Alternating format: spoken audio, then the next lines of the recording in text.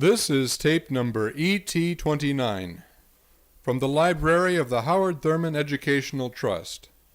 Two meditations by Howard Thurman. This is side one, entitled Life Under the Scrutiny of God.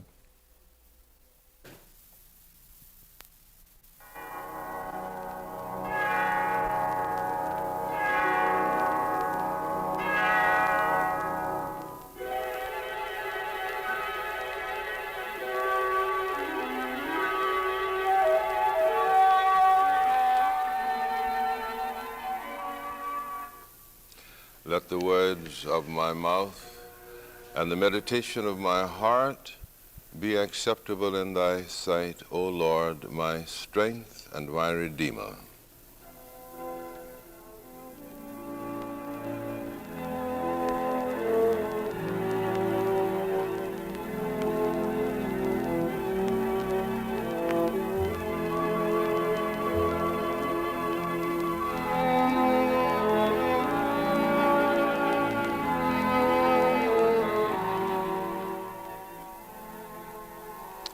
I'm reading a meditation from Meditations of the Heart.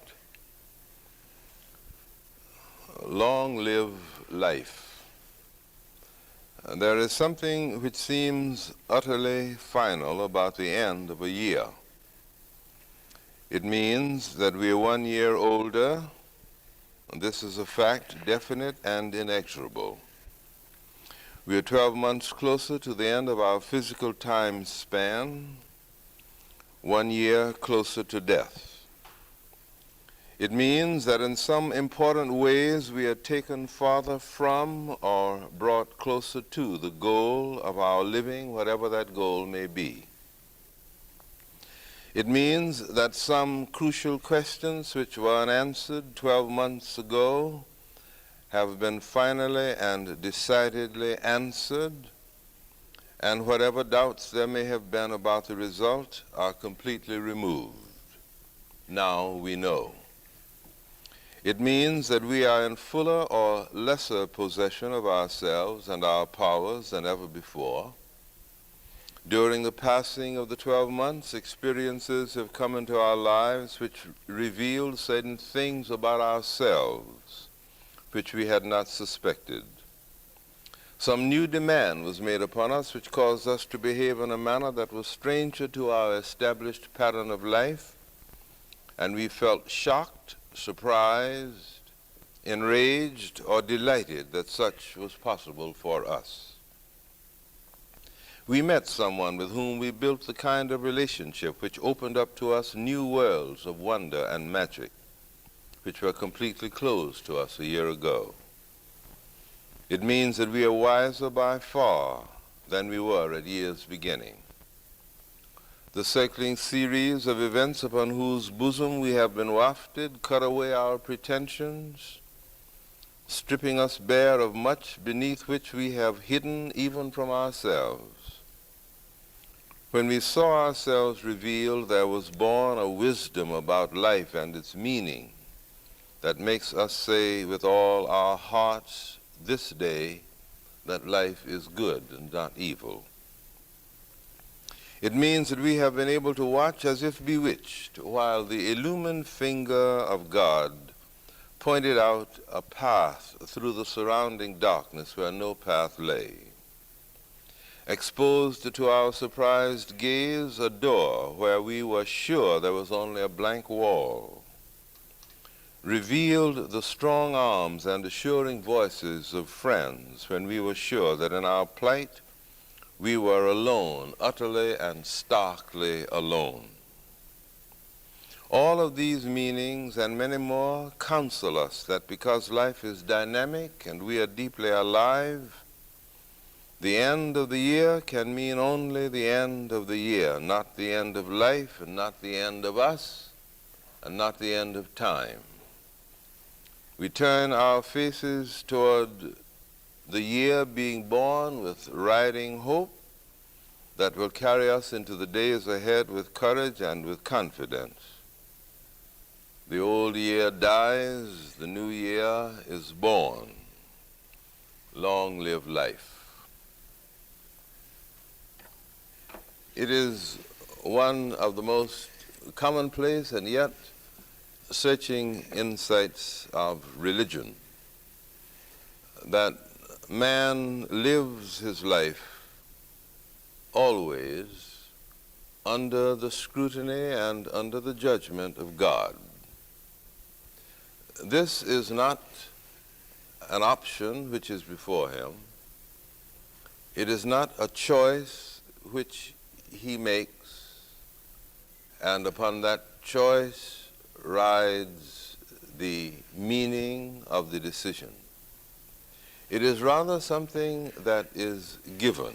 It is a part of the totality of man's experience, that his life is not altogether his own, that he is created and is responsible for the living of his days, whether he is mindful of that responsibility or not. This suggests to my mind, then, that with reference to the events of one's life, there are always two basic levels that are involved. The first level is the level of the event itself, the simple facts of the event, the elements that went into it, the ordinary aspects of it. The second level is the meaning that these events may have for the destiny of the individual, the meaning that they may have for the meaning that the individual's life has. These two levels, then. One, the practical ingredients of the event, the simple elements that go into the raw materials of the experience. The second, the deeper interpretive significance of these events in terms of the purposes and the goals and the dreams and the destiny of the life. For instance, a man may have a quarrel with a friend.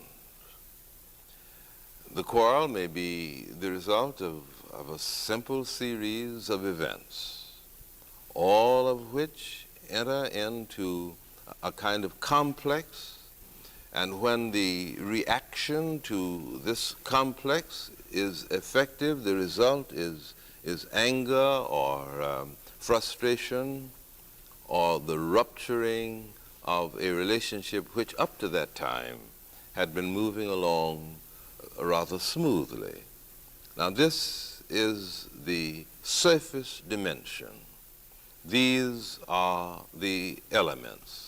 One word spoken in anger, reaction to the word in anger, the result a ruptured relationship, the result something that means that reconciliation is in order. Now this event may be dealt with merely in terms of what happened. And when it is dealt with in that way, perhaps there's a simple apology and harmony restored and reconciliation becomes the order. Or the event itself may reveal to the individual something about himself, something about his character, something about his intentions, his motives, something about his dreams and even his goals. And in the light of this second consideration, the event is more than an event. Or take something else. A person may be ill, the result of some ordinary disease or some accident, something of that sort. And the illness is dealt with at the level of the illness. Skilled hands come in, or skilled minds, bringing to bear upon the illness all of the disciplines of the healing arts and science, and the person is well. But the illness may be something more again. It may provide an opportunity for the individual to take a long, hard look at his life. He may see certain things that have been operating in his life that affected him in one way or another, things of which he was not mindful until the event took place. Then the event, the illness, becomes something that is revealing not merely about the meaning of his life, but about the meaning of life in general, or about the meaning of God in the individual's life. Or we'll take something that happened last fall when two men, one representing the United States and one representing Russia, just men who ate and slept, men who grew angry and were pleased, men who were just ordinary human beings in one sense. But for a moment in time, they became all mankind and held in their hands decisions that affected not merely mankind in general, but the birds and the trees and the grass and the sky and the water. These two men looked into the deeps on which they stood and made decisions. The decisions resulted in one more chance for the rest of the world. Now, we may regard this event as something that took place merely at the level of politics, at the level of the relationship between two great countries, or something which had to do primarily with elements that were diplomatic. Or we may regard it as something that threw a shaft of light on the kind of darkness in which the world is living. And as a result of that moment and the reprieve from it, all kinds of new intents and new purposes and new resolutions and new resources may be brought to bear upon the meaning of peace and the meaning of the destiny of man and the world. Our life is lived under the scrutiny of God. All of the events of our lives may be dealt with at two levels. One, the simple, direct, superficial aspects of the event. The other, the deep, searching meaning that the event has for life and its significance.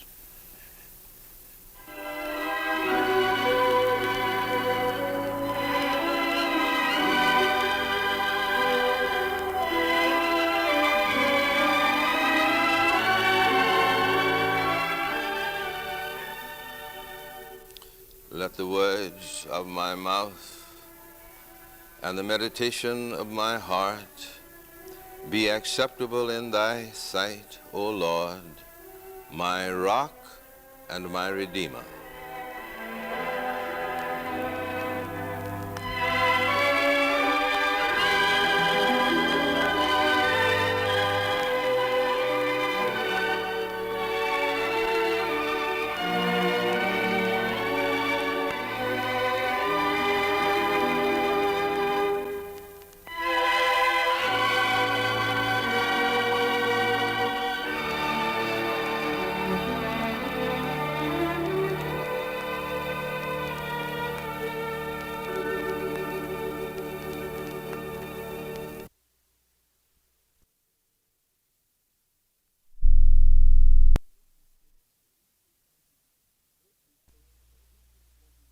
This is tape number ET29 from the library of the Howard Thurman Educational Trust.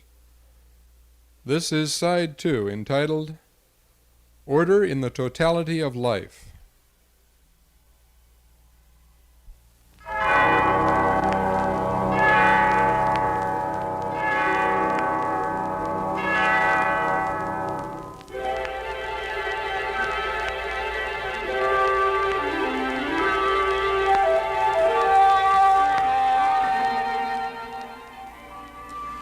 Let the words of my mouth and the meditation of my heart be acceptable in thy sight, O Lord, my strength and my Redeemer.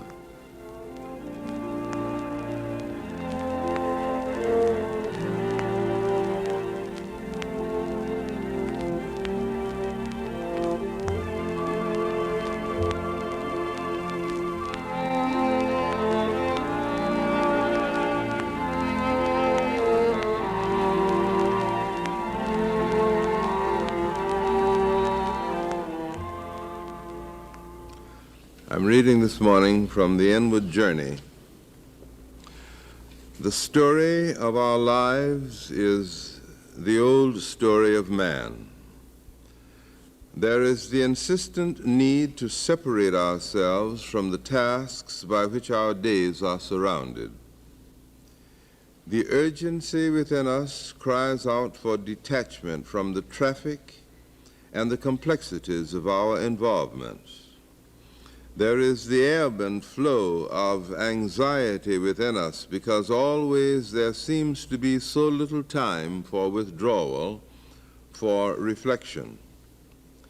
These are the thoughts which find their way into our spirits when at last the time of quiet is our portion. It is no ordinary experience to spread our lives before the honest scrutiny of our own selves, but there is also no escape from such a necessity. The obvious things in our lives we pass over, taking them for granted. This may be a source of weakness and despair. Deeply are we aware of limitations in many dimensions of our lives. We are conscious of the ways in which and by which we have undermined the light, the truth that is within. Sometimes we do call good things bad and bad things good. There are some things in our lives which we have not looked at for a long, long time. We make as an act of sacrament the lifting and exposing of these things before God with tenderness and compassion.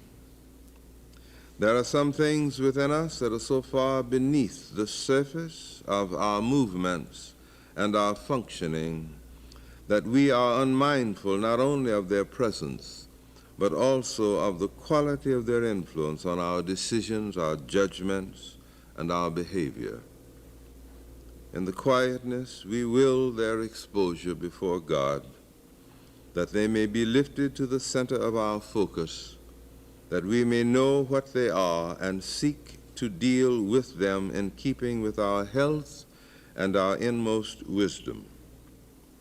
All of the involvements of our lives in family and primary community relations, in our state and country, and in the far-flung reaches of the things that we affect and the things that affect us in our world.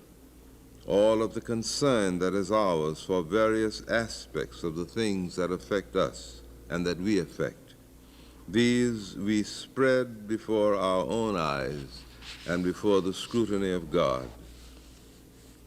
We turn to Thee, our Father, not out of a sense of worth or lack of worth, not out of a sense of pride or lack of pride, but we turn to Thee with our total life because this seems to speak directly to our deepest need. What Thou seest in us that is weak and unworthy of our best, wilt Thou handle in Thine own way? What Thou seest in us that is strong and vital, wilt Thou encompass in Thine own way? We yield as best we can everything, our Father, holding back nothing. We wait for Thy benediction and for Thy healing. We wait, O God, in the stillness of our own spirits. It is no ordinary observation, and yet a very simple one, that all of man's life is structured. That is to say that all of man's life has a quality of orderliness in it, a kind of logic which gives to the totality of a man's life what may be called a structure of dependability. And what is true in a man's life is rooted really in the world about us, in the world of nature. There is an orderliness here, a fundamental structure of dependability which makes it possible for mankind to explore the world about him, which is in a sense responsible for the kind of affinity that the mind seems to hold with the external world. This is the basis for the fundamental religious affirmation upon which one of the most important and far-reaching activities of our contemporary world rests. And that affirmation is in essence, a belief in the orderliness of the world, a belief in the orderliness of the world of nature. And it is because of this fundamental belief, which is religious in character, that men go forth to explore the world of nature, feeling always that what there is in the context of their lives, which we call the world of nature, may be found a principle of order, a structure of dependability, which is also the same thing that is in the mind of man. And when the order in the mind of man makes primary and direct contact with the order in the external world, then the result of that contact men call understanding. And when they understand some aspect of the world of nature, then they are able to deal with it in ways that are creative, productive, and dependable. The same thing is true with reference to our own bodies. There is an inbuilt or a built-in kind of integration in the organism, so that you become aware of some aspect of your body only when it is acting out of character, when the orderliness is broken, when the structure of dependability seems to collapse. For instance, I'm not aware of my little finger, really, until my little finger is unable to act as the little finger should act as a part of the family of fingers. When it is unable to become an active participating part of the order of the hand, the structure of dependability that holds the hand and makes the hand function as a unit, when the little finger is unable to carry its part, then I say that something is wrong with my little finger. My little finger is ill, it is mal, it has broken the structure of dependability, it is an alien. And I say that my finger is cured when once again it has been restored to its place in the family of fingers. Now, if this is true in the world of nature, if it is true with our bodies, it would seem to me that it is true also with our minds and with the whole construct of values by which we seem to get meaning in life. And if, therefore, I act in ways that violate my own inner sense of meaning, my own inner sense of value, then my life moves in a tilted place, and we have contemporary words we use about it. I say that I feel guilty. I feel as if I have done something wrong. I feel as if I have done violence to something. Always when the inner order is ruptured, this is the thing that happens.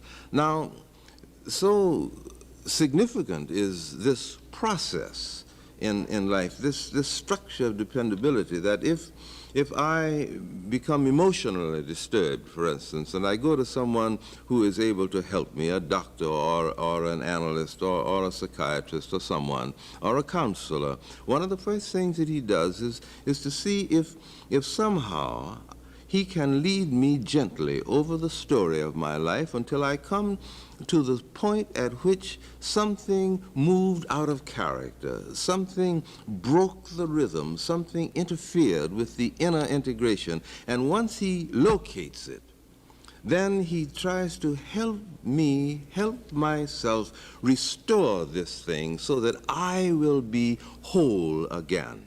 Now, in the language of religion, this means that a man lives his life in the presence of God, under the scrutiny of God. Hence the psalmist says that God broods over our lives and that we are responsible for our living. And whether we bow our knee before an altar or make any kind of confession before a God whom we recognize, there is within us this structure of dependability, and when we violate it, something goes awry. And it is for this reason that religion insists that all of man's life is under the scrutiny of God.